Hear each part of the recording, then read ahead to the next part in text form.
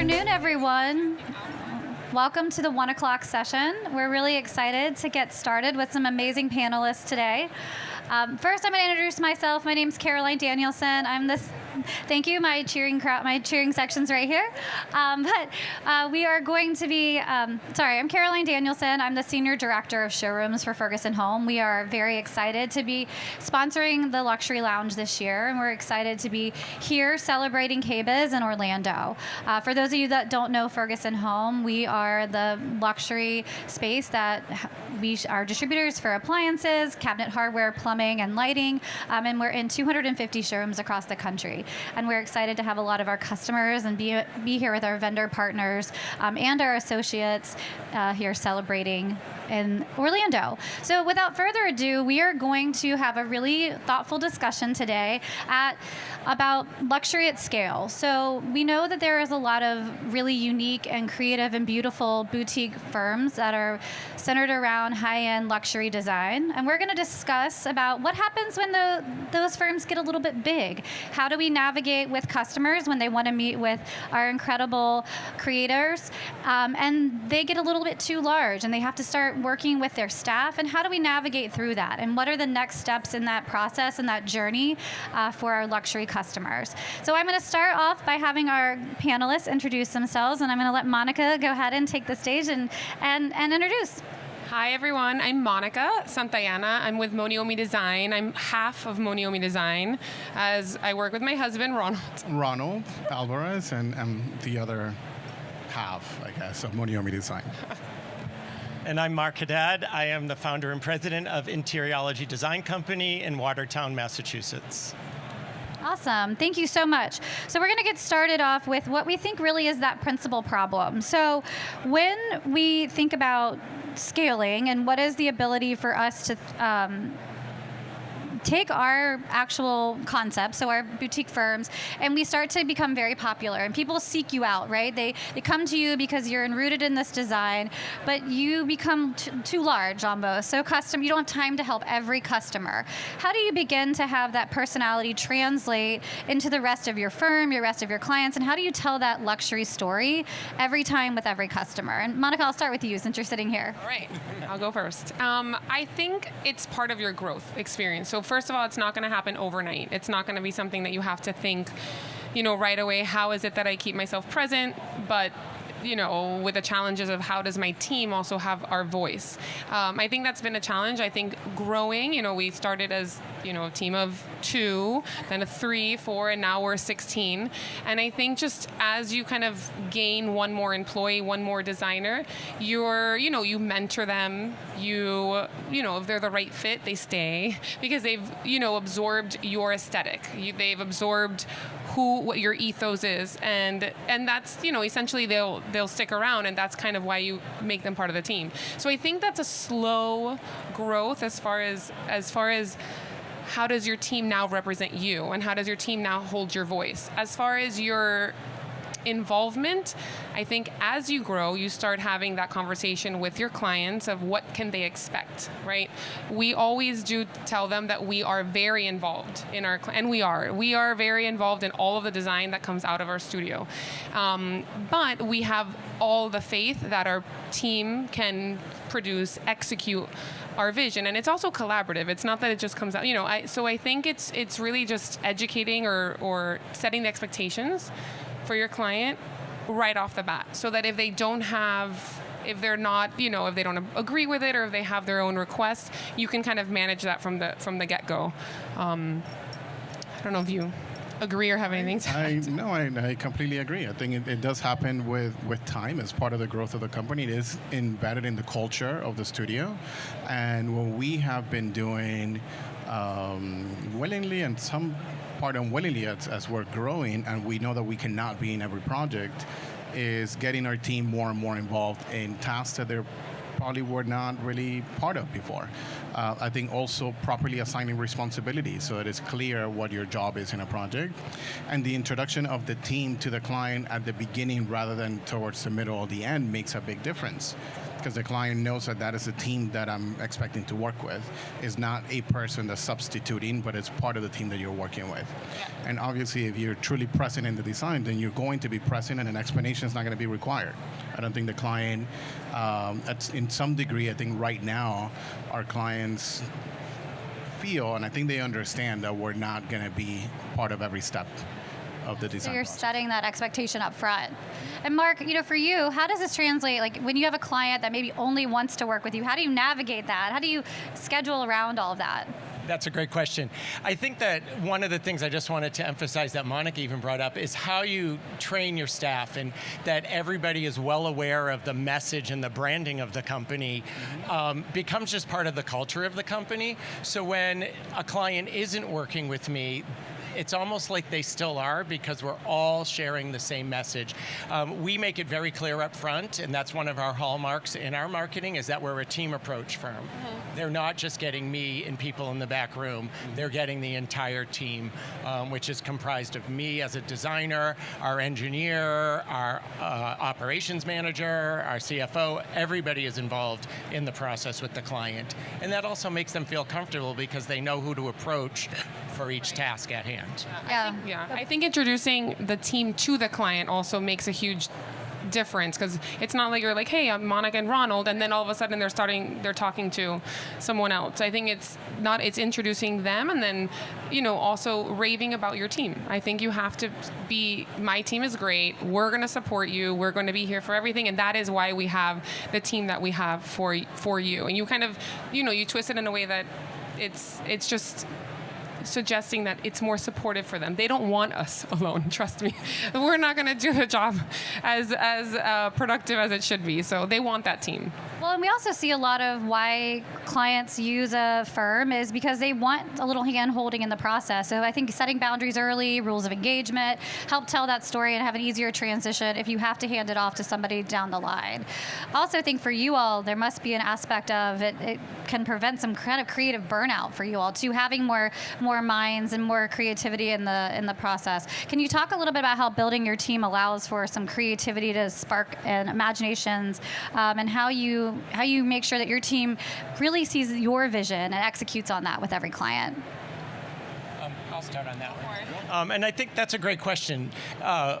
What we really do is everybody kind of has a design hand in every project in our firm, whether the vision is being inspired by me as the lead or another designer in the firm. We're really fortunate that we have technical engineers on our staff that really help to execute the vision. We may just be like doing a pen and paper drawing, but then they're bringing it to life through computer renderings and things. And I think that their opinions matter, and they know that. So we're not just saying, oh, you're only drawing, you don't have anything to say. And that really, that whole adage of two heads are better than one, in our case, sometimes it's 3 or 4 are better than one. And it really makes a big difference on the creativity and preventing the burnout that could easily happen. Thank you. And I think part of that too is when you start to really introduce different aspects and different parts of the overall client process and customer journey, what are some ways, Monica, maybe you touch on this, that you preserve that high touch, that luxury journey with your clients to make sure that everyone's having the right experience that your firm wants to put out? So what are some ways that you preserve that high touch, that luxury journey that your customers have to ensure it's scalable and you're doing it for everybody that wants to be a part of your vision? Yeah, I think one thing that we do is, touching on what Mark said earlier, is that we do have defined roles, right? I think something that really elevated us was it was typically designing and the designer and communication, but then the invoicing was also us. I think that was something that really it took us up another notch when we had kind of like a bookkeeper, right? So we don't deal with the money, Oh yeah, I'm sorry, it's Caro. Caro is the one that's like hounding you for that invoice. I have no idea. So it kind of removes us from the financial aspect of that too, and it also gives the client this sense that someone is truly managing their budget, is truly like on top of it, because at the end of the day, we're designers, right? And I think that takes a little bit away from us as far as our focus. We're not accountants by any means. Some of us are really not very good at it. And so I think that was another level of, especially if you're really entering the luxury market, you want to make sure that your clients feel secure, not only creatively, but financially. So that was something that I know that helped us kind of define us in that luxury, I guess, phase. Yeah, I think you're 100% right. I think that definitely changed the way that we manage our clients and that the client perception of the company is. But to answer your question, I think trying to find the time to give every individual client their own time, it's a full-time job on its own. And it becomes really challenging. Some clients are more needy than other clients. I think some clients really want to know that you're involved and that matters to them. It's something that we have been working through for a very long time. I think, fortunately and unfortunately to us, we've been in the industry dedicated for 14 years, and today we still have clients that we started with 14 years ago, and they are the ones that don't understand the concept that we are more than just two people. So breaking those bad habits could be difficult when you have relationships that carry through over a decade. But when they start to see that same person over and over again, then the comfort starts there. So creating that culture, and I think it all wraps everything that we've been talking about in the team, teaching the team what your style is, which is not even our style anymore. Our company is its own persona, and there's a style that the company's about. And it is our job to make sure that our team understands what that is. And we have great designers in our studio, but some of them have a style that may not be who we are. And when we talk about burnout, imagine as a designer is not just overworking, but burnout could also be designing things that you're not interested in. Doing things that they're just kind of burning you out. Your creativity is not there. You can't put your passion behind. So it's also our job to moderate that, right? So sometimes giving a little bit of leniency on like, you can design this one. Go for it. You tell me what you want to do here, and we'll help you make it what it's Moniomi, what our clients are coming for, is just as valuable as teaching them and saying like, this is the path, this is the concept. Now I'm going to lead you to that, to that creative execution. That's an excellent point. I love it. Mark, did you have anything else to add on that one? I just wanted to emphasize what they're saying. I think roles, everybody having a very defined role within a company helps to elevate the company. And I think it's a non-starter. We made a decision, I've been in business for 25 years, and we made a decision a very long time ago to remove the financial piece from the partners at that time at the company. That made a huge difference in the way we can interact with clients, because we never have to talk about money, because money can get tricky. And that, to me, was a huge step up in the luxury field when we finally said, you talk to our CFO for that, or you talk to this person for that. And it makes a huge difference in defining us as a firm. Excellent. So Ronald, one of the things that you said was about the burnout, the creative passion. It's important for your team to feel like they're working on projects that inspire them. What are things that you do within your firms and for all of you that help inspire, help keep your design team running very, not trend focused, but like very forward focused in luxury specifically? And how do you ensure that everyone is designing at the right level? I think we try a lot of different techniques for that, right? So one thing we do is we travel and we involve our team in those travels, and we expose them to shows like this or international, and I think that's transformed their way of seeing design, because it sounds very cliche, but there's so much inspiration that comes from traveling. And we've been very fortunate to be able to do this with our team at least once a year. We'll go to, let's say, Milan in April, and they'll get to experience that, and that's been great. The other thing that we recognized a while ago, as we're hearing the team, which is another thing, hear your team out, they're talking, and you just gotta listen, is knowing how, like, well, I sit here, and all I do is this one project, this one thing. Everyone else seems to be working on something more exciting. Sometimes you feel that a little bit of like, what else is everyone else doing? So we started to organize our own home tour. So we take all of our employees to see every active project at different scales once a year if we get the chance. And that's always great because you may get even projects that you are hearing or you might be a part of, but only in the technical set. You're now having a fun day with the team. We rent a bus and we see all these projects. And I think that also helps them understand what we could do. And then as of late, we've been, I think Monica and I have been venturing into a whole nother phase, I think, of our company. And we have had the chance to design without our team.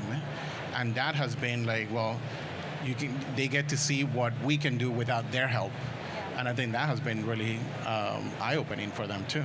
But I do, to touch on what you were discussing on travel, I think is also knowledge of products. I think the reason that you travel, and I think what makes you luxury is that you're bringing to the forefront brands that are not very recognized. I mean, our clients are coming to you for a unique value, which also means you're not specifying the run-of-the-mill products or furniture, or they want you to find what their neighbor doesn't have. They don't want what everyone else has. So I think that's also key, which is why we keep up with Milan and shows, and we really try to stay on top of what is being what's entering the market, who's the new artist. So I think that has a lot to do with also continuing to be a luxury firm. Yeah, it's very easy to fall into a pattern, and very easy to fall into things you know. So I'm a big believer in education for myself, for my team. It's a lifelong learning process in this business. No two projects are ever alike, so no two experiences are ever the same. So there's always a chance to grow and a chance for people to learn within the team and bring that back. And again, with travel, we're fortunate. We're in Boston, so lots of educational opportunities right within our local area, and that makes a huge difference for the team and what they bring and the excitement and the enthusiasm back to design projects. One other thing, and I don't know how you do this, but we meet weekly as a team and review all the projects. So everybody at any time is well aware, even if they're not directly involved in the project, what it's actually entailing, what is involved in the project, where we are with that project, and site visits are key to keep that everyone fresh and updated to see the transformation through all the different stages. Yeah, and I think what were you going to say? No, team meetings are great. Oh, yeah. We try to have them. We used to meet every Monday. Monday's like our office day, but it becomes challenging when the number of projects exceed the number of minutes that you have in a day to go through them all, and then it could become a little boredom. But we find the time to review them, and also the time for everyone to hear what other people are also doing. I think that makes them aware of, am I working as hard as my neighbor? Am I part of what they are doing? How can I become a part of that? And I think that incentive within the employees is also great. And we have a really open culture, so we share a text messaging group, we share Pinterest, we share Instagram, and we try to inspire each other. So we see something, we're like, hey guys, check this out. Look at what this brand just came out with. Look at this thing. And I think that's really important to us, so that you learn so much by how people behave and what they find interesting. So we can read through a lot of the stuff that they're sharing, and I hope that they are also being inspired by some of the things that we share with them. That's great. Thank you so much for your responses. So we know, when a firm is established and we have amazing principals like the three of you here, how do you know when your firm is ready to take it to the next level? So, how do you go from being the creative visionary for the boutique firm, and now you're kind of sitting in that operation seat? How do you know when you're ready to do that? When do you get to kind of max capacity and you're like, I need help here, right? I need to bring on reinforcements. Mark, how do you think that you would tackle that? For me, it was a feeling a long time ago. I mean, I started this business in 2001 with a partner, and it was just the two of us until we hired our first employee in 2010, who's still with us. On average, my employees have been with me for 10 years or more, and it has made a big difference when we finally took that leap. And I think it's a scary leap when you're like, oh, this is a financial commitment, someone else's livelihood is on the line, but it's also desire and I have to say I trusted my instincts on that one to say it's time, and then once you start, that trajectory just keeps going, and the energy and the momentum that you create by starting keeps you moving more forward. I feel like sometimes you don't have a choice. Yeah, I feel like that's the project comes and you're like, we either take it or we leave it. Exactly. And by taking it means we have to grow and we have to hire another designer or hire, another member of the team. And I think that's when you really feel like, okay, this is the moment. This is a pivotal moment. What do I do? Do I have, the support to do this? You kind of, that's when you got to make that decision. And I think we're fortunate because I keep saying, I'm like, I don't want any more. I don't want to grow anymore because I want it to be a smaller boutique. We're now 16, and I think it's to your point, like you are responsible for everyone's well-being, for their livelihood. There's a lot of pressure. There is a lot. And so but there's also something beautiful about it. So it's, I think again, it's, you kind of grow it, you grow into that. Monica, one thing you said was the pressure. There is a lot of collaborations, licensing, media opportunities. Speak to how you're navigating that, and Mark as well, and Ronald as well, how we navigate that as your brand and your personality gets out there and you're sought after. What are those next steps? How does a designer, a smaller boutique firm really start to kick that process off? I think it's, I guess I'll start. I think it starts with one, having been in the industry long enough where you are recognized for your aesthetic, right? For your style, for your projects. And I think that's when you really start to grow in a way that I think it's fulfilling, right? Because interior design is grinding. Okay, we are grinding, we are hustling, but up until we have the fortune to or the ability to be able to grow our team. And I think when you've reached that point where you are recognized for your aesthetic, it's really relieving because then you are able to do collaborations. Like we just did a lighting collaboration, with Corbett, and it's been amazing. And it's just wonderful to have another outlet of design, right? That's not for a client, that's not for, a space or a company or a brand or anything like that. And that's really fulfilling. But I do think that comes with time.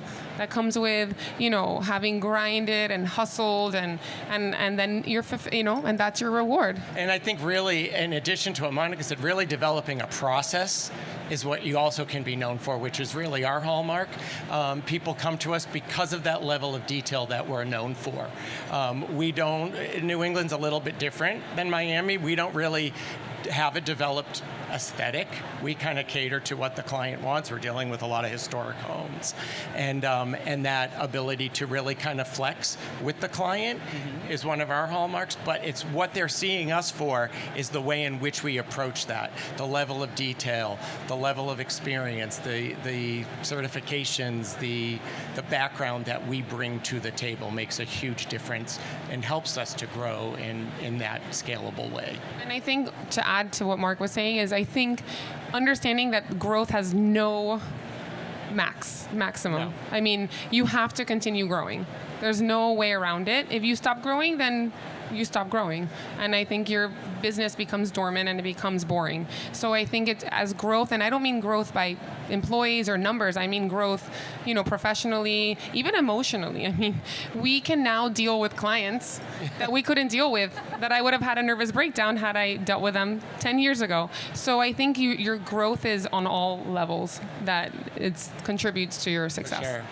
Yeah, and I'll add to Monica on that. I think that's great. I think you're right. I think we grow in so many more ways than just size. I think size is not as important. I think we grow individually, we grow as professionals, and that growth can be told without expressing any words. I think people understand it, right? We have conversations now where maybe it's a matter of confidence. We really do know what we're doing, and I don't have to waste my time around trying to sell you on something. You should trust me. That's why you're hiring me, right? And I think we put that same level of confidence into our story, into our brand, into our vision, who we are. And I think reaching that level kind of does bring a bit of recognition that you might have not even necessarily called for. I don't know that a lot of what we're doing now was in our vision board, maybe to some degree, but we were just kind of talking about it today. It's like we are very proud of who we are. I'm proud to be here. I'm proud to be sitting in front of everyone here, and I'm proud of what we've done.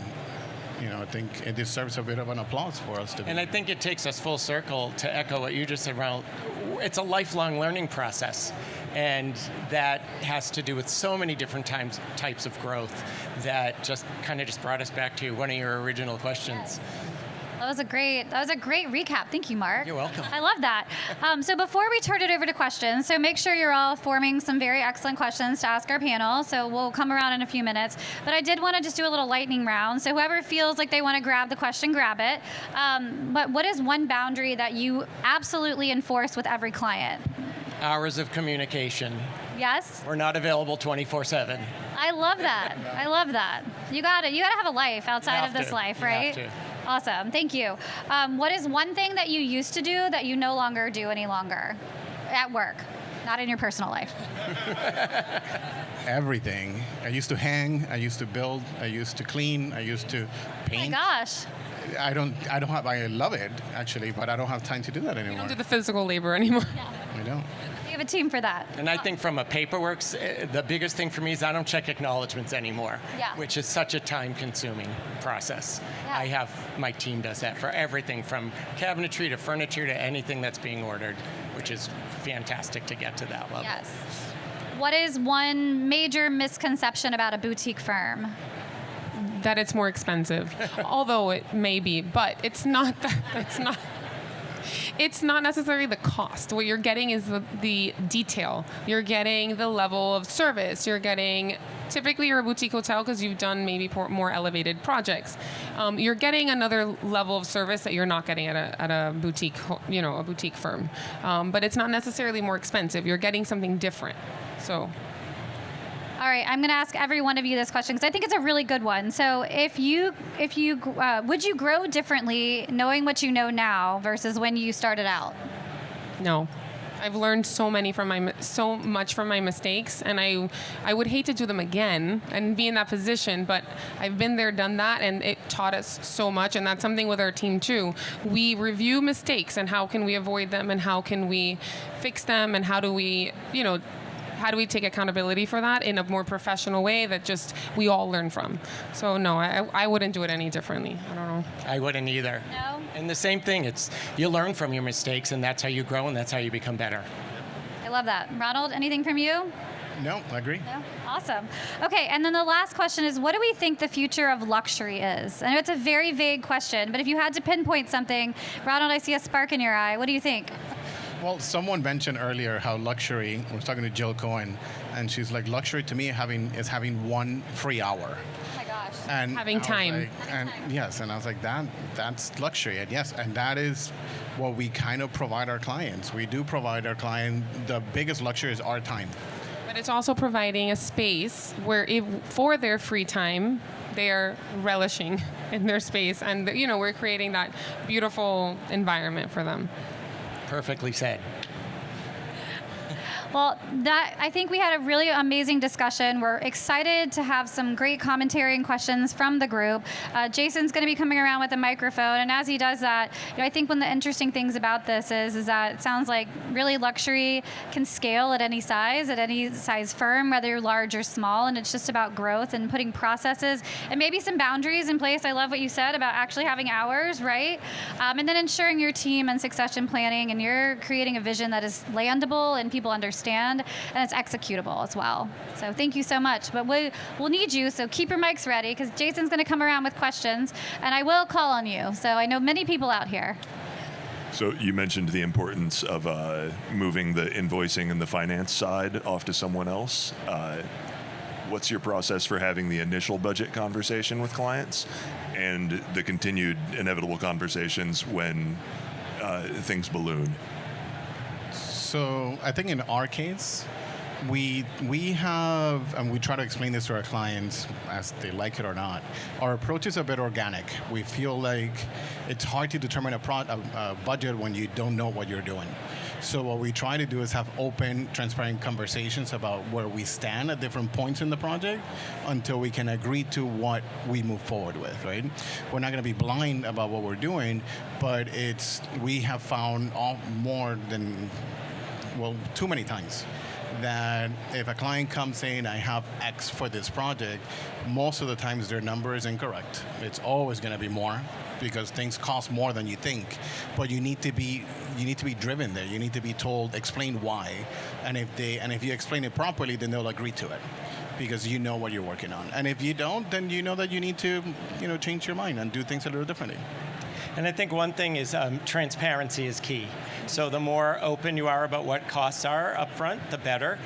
We do things a little differently. In my firm, first of all, we never use the word budget because budget puts a cap. We always refer to it as cost estimate, which is saying it could be this, but it could also go in either direction. And that makes a big difference in the language in which you're explaining it to a client with. And we also don't do that cost estimate until we have something tangible to actually be looking at in pricing. So it's a little bit more accurate, if you will, to what they're expecting. That was a great question. Thank you. Any other questions? Oh, there you go.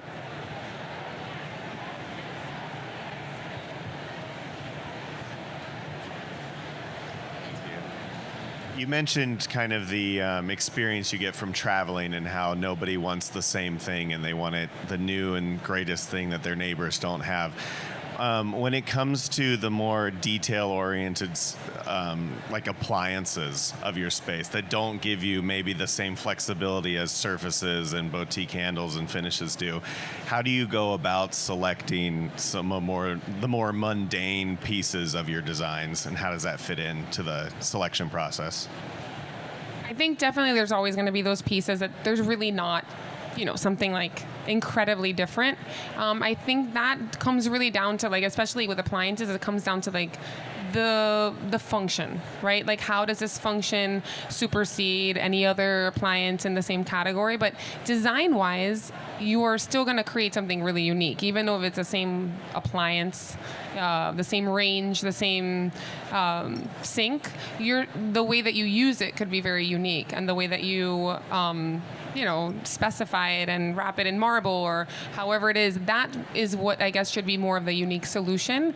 As far as, specifying those appliances, I think it's really about just educating the client. What is the best for how you cook or how you function and how you see yourself using the home? I think in that case, it's more of an education and making the right decision based on the education and the client's needs. I think we count also in quality at that point. I mean, we care about quality in general, but quality and reliability in service is really important when selecting appliances. So we tend to, or any kind of fixture really in a home, so we tend to rely a lot on our reps so that they can tell us what the experience is in this particular brand. We'll make decisions based on look because that's what we're doing, but we'll turn the conversation more about the reliability, maybe specific features that can offer that the client's interested in. But it's funny, people don't mind having the same toilet as the entire neighborhood, but they won't have the same chair. So, it's catering the conversation to why that selection is being made and why we're turning to that, the plumbing fixture, for example. And one thing I'll add, just from a Ferguson home perspective, when we think about appliances, sometimes it's the actual installation. Do we need inset cabinets? Is there a certain type of, push activation door that needs to happen because we're doing a very modern or contemporary cabinet overlay? And there might be technologies and features that client wants because they want that to blend away. Maybe they don't want to see an entire kitchen full of appliances. And so there are some really incredible niche products out there. I mean, gosh, we've done kitchens where the kitchen doesn't even have the 60-inch La Cornu range plugged in, and they have an actual butler's kitchen in the back. And so it's just, how are they functioning and what is the aesthetic and style? And then we can help guide them to the right pieces that fit that aesthetic look, but also function, so people can actually cook and clean in those environments as well. That was a great question. For all three of you, curious to know what design trends were dead that you think are going to make a resurrection. Oh, that's always tricky. I know. I think we were actually talking about this yesterday. I think silver is making a very big comeback. I mean, it's already back. We love our nickels and everything. I think brass and the gold tones and we're taking kind of center stage, and I think we're seeing kind of a circle back of just your silver tones. That's one I think I've identified that we've been discussing recently. I don't know. And I think regionally, that's a very different question. Being from Yes. New England, we're, years behind everywhere else. So, what's already gone in Miami, we're just getting. So it's, I think that really makes a difference. But we tend to, as a luxury firm, not design to a trend. We really individualize that to the client, and that, I think, becomes personal. As to what is determined a trend or not. And I think when we had another panel this morning, one of the topics is I think what's trending now is making your spaces much more customized and personal to you. Before it was like, oh, well, let's just do the streamline, it caters to everyone for resale value. And I think it's very important now that every space truly functions and supports your lifestyle. So if you do something a certain way that maybe not everyone else does, but if your home supports that, it becomes a much more pleasurable environment and a way of living. I think the way that you live and your home and the way how it supports you is your happiness, essentially. That's why we do what we do. Yeah, I'll end with saying that I think the trend that's coming back is personality in the home. We lost personality in the home for a very long time, and personality is back. Homes look like whoever lives there, or like someone lives there. Yeah. Collected, colorful, layered, lived in. It feels, you can see who lives there. Like, I want to see it. I want to walk into a space and go, I think this person I think they travel. They seem like they're studious. I don't know. You want the environment and the space to truly reflect the person that lives in it. So I think that's very exciting and rewarding as an interior designer as well.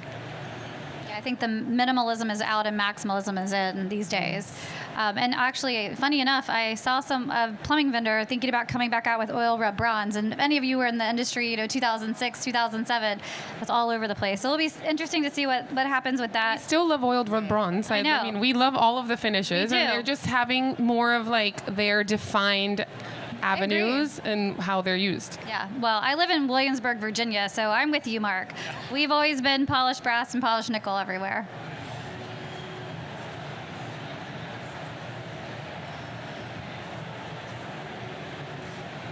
What is your number one marketing idea?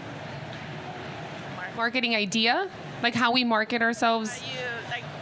Just something you can do all the time. Like how we get our business out. We use social media. Is that like your question, more or less? We're very big on social media. I think that's our biggest platform. There we not only showcase our projects, but we have our voice. How we see design. What is our perspective. Our team is playful. We just, it gives you a little insight as to who we are personally as well as a firm. And I think that's also personable for a client that might be wanting to hire us or other designers that want to be inspired. Our platform is mostly Instagram. Are you very involved in Instagram? We find that our clientele skews a little older, and they're not hiring you to do a luxury kitchen on Instagram or Facebook. So we use it as a confirmation tool or a validation tool, but we find that targeting Google ads to certain towns, still print in certain publications in New England are valid, and that's really what we're using. A little bit more of the old-fashioned method of trying to obtain clients, and I think referrals is still the best. Yes, 100%. Referrals is number one. Yeah, and as of late, I think participating in show houses, for example, has been great for us. Even here, if you haven't been to Kohler, go to Kohler. We designed the kitchen for Kohler. And that is an opportunity for us to voice our design live. And that's design that hasn't been dictated by anyone, but it's been fully created by us with the purpose of showing you what you don't necessarily are going to see very often and showing you a piece of who we are in this space. I think that's been transformative for us for the past since 2018. I we did agree. our first show house. You're right. And we have been able to really show who we are through these show houses in ways that our projects can never speak that language. As luxury firms, how are you approaching the influx of new technologies, dare I say AI, and other platforms that help to make things more efficient for you? Are you embracing the new technologies that's coming forward? Are you thinking about it in terms of wanting to keep that human element? Is it a combination? Yeah, I don't think we're separating human element. I think we're just trying to figure out how to make our lives a little easier. So we are trying to embrace to the things that matter to us. So something, for example, that doesn't really matter much to us is that we're not a rendering firm. We're not, show me a photorealistic rendering. That's not what we do. We feel like there's a lack of personality when you do that. And ultimately, it's something that's been manipulated by someone to show you what reality could look like, but it's not real. So we rather engage our clients in multiple points of figuring out what we're trying to present. And it's a combination of materials and images and textural, and there's sensory in that. But we are using a lot of AI to try to get rid of the mundane. So tasks that are mundane, that they're just annoying and we have to use it. And we're trying to stay on top of it because things are changing very quickly. So nobody has taken this role in the company, but I recently put it out there. Like, if anyone wants to be the ambassador of AI, please come work with me. I don't have the time to do this, but I will love to help to try to figure out how to embrace it more. And I think one thing that's helping us and how we're embracing it without losing the personal touch is we're using it for meetings. Now we're not taking notes. It's recording the meeting, it's summarizing it for us, and then points aren't getting missed either. It's actually a little bit more accurate. Hard to believe, but Yeah, and like the smaller tasks too. I think that's where, right now we're using it internally more so, like apply this fabric to this chair. Okay, great. And then rather than, going on a Photoshop or whatever it is that you do. So little smaller tasks that, streamline a little bit and create a little more efficiency. That's how we're implementing it right now. But I think it's endless what you're going to be able to do with AI, and that's a whole other panel that we can get into. Do we have time for one more question, or? All right, well, I think that about wraps us up. So Monica, Ronald, and Mark, thank you so much for spending time today. Thank you so much for spending time with us, the audience.